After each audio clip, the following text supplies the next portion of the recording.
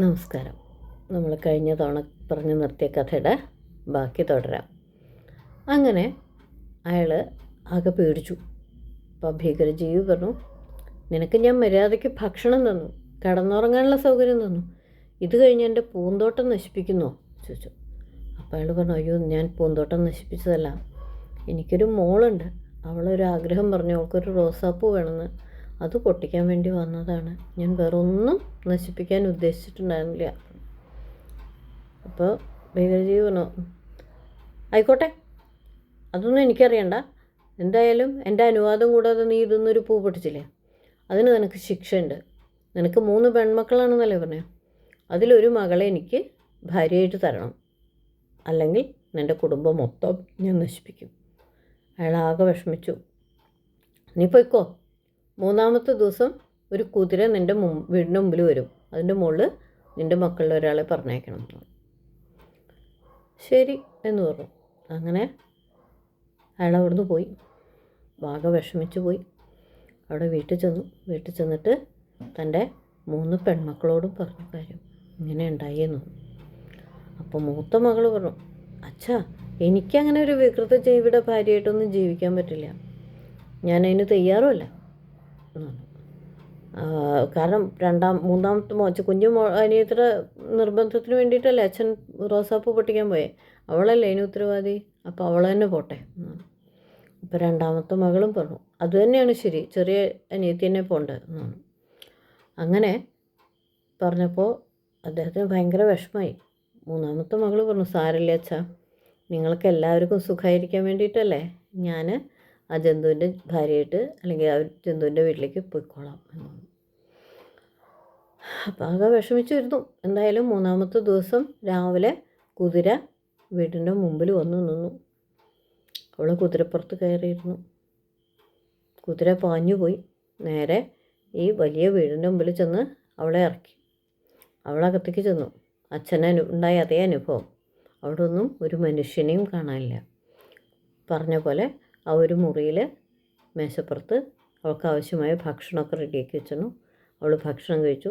അടുത്ത മുറിയിൽ കിടക്ക റെഡിയാണ്, അവൾക്ക് ആവശ്യമായ ഡ്രസ്സുകൾ റെഡിയാണ്, എല്ലാം അവൾക്ക് വേണ്ടതൊക്കെ റെഡിയാണ്. പക്ഷേ ഒരാളെയും കാണാനില്ല എന്ന് മാത്രം. ഒരു ദിവസം അവളങ്ങനെ സുഖമായിട്ട് അവിടെ താമസിച്ചു. 2-ാമത്തെ ദിവസമായപ്പോഴേക്കും അവൾക്ക് ഭയങ്കരമായിട്ട് മടുക്കാൻ തുടങ്ങി. അവൾ നടന്നു നോക്കി, ഒന്നും കണ്ടില്ല. പക്ഷേ 3-ാമത്തെ ദിവസം രാത്രി ഭക്ഷണം കഴിച്ചുകൊണ്ടിരിക്കുമ്പോൾ ഒരു ആരോ നടന്നു വരണ പോലെ ഒരു ശബ്ദം കേട്ടു. നോക്കുമ്പോൾ ഈ ജന്തുവാണ് വന്നത്. ജന്തു അവളുടെ അടുത്ത് വന്നിട്ട് അടുത്തുള്ളൊരു കസേരയിലിരുന്നു. എന്നിട്ട് ചോദിച്ചു, നിനക്കെന്നെ വിവാഹം കഴിക്കാൻ സമ്മതമാണോ ചോദിച്ചു. ഈശ്വര, ഞാൻ എങ്ങനെ നിങ്ങളെപ്പോലെ ഒരാളെ വിവാഹം കഴിക്കാൻ, എനിക്ക് ഒട്ടും താല്പര്യമില്ല. ഞാൻ ദിവസവും വരും, നിന്നോട് ചോദിക്കും, നിനക്ക് എന്നാണോ സമ്മതമാണ് അന്നേ ഞാൻ നിന്നെ വിവാഹം കഴിക്കൂ എന്ന് പറഞ്ഞു. അപ്പോൾ അവൾക്ക് കുറച്ച് സമാധാനമായി. എന്തായാലും അവളിങ്ങനെ ദിവസവും ആ വീടിൻ്റെ അകത്തു കൂടെയൊക്കെ നടക്കാൻ തുടങ്ങി. നോക്കുമ്പോൾ ഒരു മുറിയിൽ ഒരുപാട് കാഴ്ചകൾ അവൾ കണ്ടു. അതിലെ കുറേ ജനാലകളാണ്. ആ ജനാലകളിൽ ഓരോ കർട്ടനും നീക്കിയാൽ ചില കർട്ടൻ നീക്കിയാൽ പാട്ട് കേൾക്കാം, ചിലതിൽ ഡാൻസ് കാണാം, ചിലതിൽ നാടകം കാണാം, അങ്ങനെ പലതും കാണാം. അവൾ അതൊക്കെ കണ്ട് നേരം ചിലവാക്കി ഭക്ഷണം കഴിച്ചും ഉറങ്ങിയും അങ്ങനെ മാസങ്ങൾ കടന്നുപോയി. അങ്ങനെ കുറേ കഴിഞ്ഞപ്പോൾ അവൾക്ക് ഇങ്ങനെ തോന്നാൻ തുടങ്ങി, എനിക്ക് തൻ്റെ അച്ഛനെയും ചേച്ചിമാരെയൊക്കെ ഒന്ന് കാണണം, അവരെത്ര വിഷമിക്കുന്നുണ്ടാവും ഞാനില്ലാതെ എന്നൊക്കെ അവളിങ്ങനെ ചിന്തിച്ചു. അങ്ങനെ അവൾ ആകെ വിഷമിച്ചിരിക്കാൻ തുടങ്ങി. അപ്പോൾ ഒരു ദിവസം മൃഗം ചോദിച്ചു, എന്തിനാ നീ ഇങ്ങനെ വിഷമിച്ചിരിക്കണേ, നിന്നെ ഞാനൊന്നും ചെയ്തിട്ടില്ലല്ലോ, നിനക്ക് സമ്മതമാകുമ്പോൾ മാത്രമല്ലേ ഞാൻ കല്യാണം കഴിക്കുന്നു. അപ്പം എനിക്ക് എൻ്റെ അച്ഛനെയും അമ്മയൊക്കെ കാണാൻ, ചേച്ചിമാരെയൊക്കെ കാണാൻ തോന്നുകയാണ്, എനിക്കെൻ്റെ വീട്ടിലൊന്ന് പോകണം. അപ്പോൾ ആ മൃഗം പറഞ്ഞു, ശരി, നീ വീട്ടിൽ പോയിക്കോ, ഞാൻ നാളെ രാവിലെ ആ കുതിര വരും, കുതിരപ്പുറത്ത് കയറി വീട്ടിൽ പോയിക്കോ, 30 ദിവസം സമയം തരും, 30-ാമത്തെ ദിവസം നീ എന്ത് ചെയ്യണം, തിരിച്ചു വരണം എന്ന് പറഞ്ഞു. അപ്പോൾ അവൾ പറഞ്ഞു, ഇല്ലെങ്കിൽ നിനക്ക് എന്നാണോ എൻ്റെ അടുത്തേക്ക് തിരിച്ചു വരണം എന്ന് തോന്നണ ഒരു മോതിരം കൊടുത്തു, ആ മോതിരത്തുമ്മേ ഒന്ന് പിടിച്ച് എന്നെ വിചാരിച്ചാൽ മതി എന്ന് പറഞ്ഞു. അവളങ്ങനെ അത് സമ്മതിച്ച് അവളുടെ വീട്ടിലേക്ക് പോകാൻ തയ്യാറായി.